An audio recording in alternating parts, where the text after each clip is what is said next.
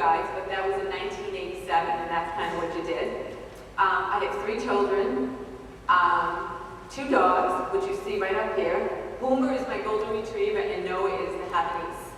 I live in a suburb which is about 20 miles north of Boston, and I do work in the fashion industry. I design clothes for a company called City Sports. I really love what I do. Then, unfortunately, life took a drastic turn for me. Next slide.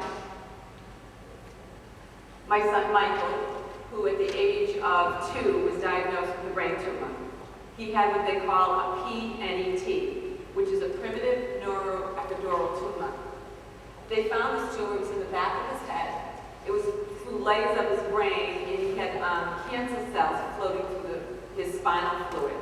Because he had cancer cells floating through his spinal fluid, they thought that he would probably live 6 months, because it was only a matter of time before the cancer cells would invade his vital organs. So now it's 2006. I'm back working, I'm exercising, I'm feeling pretty good, and I'm diagnosed with breast cancer. Again, no answers. Again, my faith was tested. I don't have any history of cancer in my family. I was 43 at the time, and I was pretty shocked. Again, I was mad, I was sad, I was angry. Why me? You know, if my son had a brain tumor, doesn't that mean that everybody in my family should be exempt from cancer? It's important. I realized, even with Michael's illness, someone told me, a friend of mine told me, I call it their airplane story. When you're on an airplane, you'll notice that the flight attendants will always say, just in case of an emergency or something goes wrong, that your oxygen mask will come down. If you're traveling with somebody else, like a child, put your oxygen mask on first, then put it on the child so you can take care of them. Well, that's what I had to do. When Michael was sick, I really had to take care of myself. I literally had to put on my oxygen mask to take care of Michael. Now, all of you don't have children, but there's always somebody in your life that needs you, whether it's your friend, your boyfriend, a cousin, a relative, your mother. They will all need you at some time in your life. And we all will have to put on our oxygen mask to take care of that other person in our life.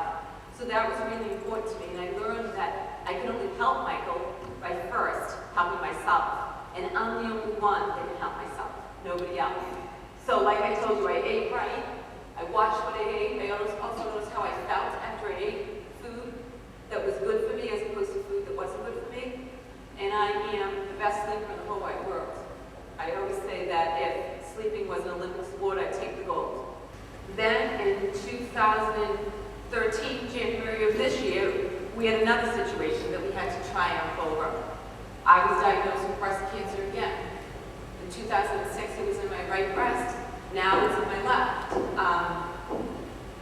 Again, I was like, really? Like, I can't believe this. The important thing about life, too, I found in my journey, is that to be in peace with yourself and peace with others. I'm in peace with who I am today.